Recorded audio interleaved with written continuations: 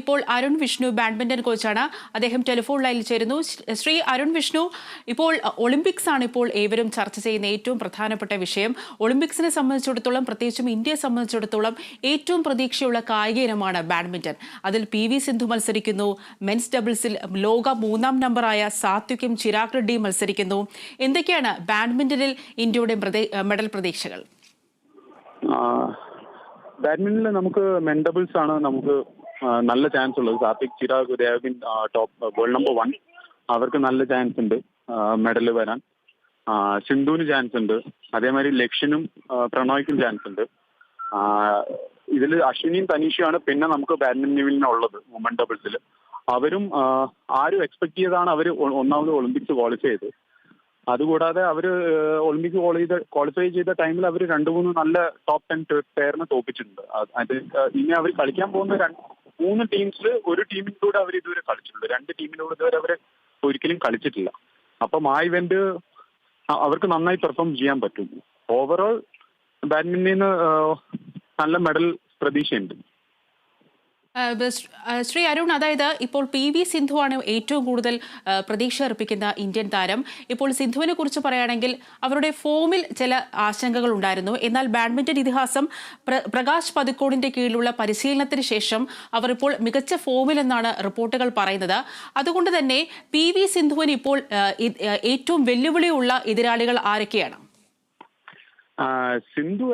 സിന്ധുവിനെ അങ്ങനെ അവള് എപ്പോഴും നല്ല ടൂർണമെന്റ്സിൽ അവൾ എപ്പോഴും നന്നായി പെർഫോം ചെയ്തിട്ടുണ്ട് സിന്ധു.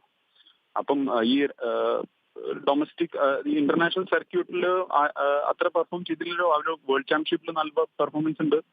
എല്ലാ വേൾഡ് ചാമ്പ്യൻഷിപ്പ് അവള് കളിച്ച എല്ലാ വേൾഡ് ചാമ്പ്യൻഷിപ്പിലും നന്നായി പെർഫോം ചെയ്തിട്ടുണ്ട്. അവര് കളിച്ച ലാസ്റ്റ് 2 ഒളിമ്പിക്സിലും മെഡൽ ഉണ്ട്. അപ്പൊ സിന്ധുവിനെ അങ്ങനെ തള്ളി പറയാൻ പറ്റൂല. സിന്ധുവിന് നല്ല ചാൻസ് ഉണ്ട് മെഡൽ വരാൻ. വുമൺ സിംഗിൾസ് ആർക്കും ആരെ വേണമെങ്കിൽ തോൽപ്പിക്കാൻ പറ്റുന്ന ഇവന്റാ. അപ്പം സിന്ധുവിന് നല്ല ചാൻസ് ഉണ്ട്. വിഷ്ണു, മറ്റൊരു കാര്യം, അതായത് ഇപ്പോൾ കേരളത്തിൽ നിന്ന് 7 പേരാണ് ഇപ്പോൾ ഒളിമ്പിക്സിലേക്ക് പങ്കെടുക്കുന്നത്. അതിൽ നിന്ന് ഒരു വനിതാ താരം ഇല്ലാത്തത് നിരാശ തന്നെയാണ്.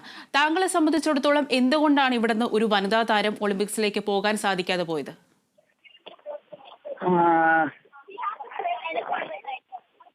അതിനെക്കുറിച്ച് എനിക്ക് കമന്റ് ചെയ്യണ്ട. എനിക്കൊന്ന് നമുക്കിപ്പം ഉള്ളത് 7 പേരാണ്. ഇപ്പൊ ഇല്ലാത്തതിനെ കുറിച്ച് എനിക്ക് അതിനെക്കുറിച്ച് കമന്റ് ചെയ്യാൻ താല്പര്യമില്ല. 7 മെൻസ് ഉള്ളവർക്ക് അവര് നന്നായി പെർഫോം ചെയ്യും. ഇനി വരുന്ന ഒളിമ്പിക്സിൽ മേ ബി വുമൺസ് കയറി വരട്ടെ എന്ന് പ്രതീക്ഷിക്കാം. ഓക്കെ, മറ്റൊരു കാര്യം, അതായത് ഇപ്പോൾ മെൻസ് ഡബിൾസ്, താങ്കൾ പറഞ്ഞ പോലെ തന്നെ ഏറ്റവും പ്രതീക്ഷയുള്ള ഒരു സംഭവമാണ് മെൻസ് ഡബിൾസിലെ ലോക 3-ാം നമ്പറായ സാത്വിക്കും ചിരാഗ് റെഡ്ഡിയുമാണ് മെൻസ് ഡബിൾസിൽ പങ്കെടുക്കുന്നത്. അവർക്ക് വെല്ലുവിളിയുള്ള മറ്റു താരങ്ങൾ ആരൊക്കെയാണ്? അവർക്ക് ചൈനയിലുള്ള ഒരു പേര് സ്ട്രോങ് ആണ്. ഇന്തോനേഷ്യയിലെ ഒരു പേര് സ്ട്രോങ് ആണ്. ഈ 2 ടീംസ് നോക്കിക്കഴിഞ്ഞാൽ അത് അല്ലാതെ ബാക്കി എല്ലാ ടീംസ് ഇവരെ അവർ ഇഷ്ടമാതിരി പ്രാവശ്യം തോൽപ്പിച്ചിട്ടുണ്ട്. അതിനെ കൊണ്ട് അങ്ങനെ ഇവർക്ക് തോൽപ്പിക്കാൻ പറ്റാത്ത ഒരു പേരും ഒളിമ്പിക്സിൽ ഇല്ല. ഓക്കെ.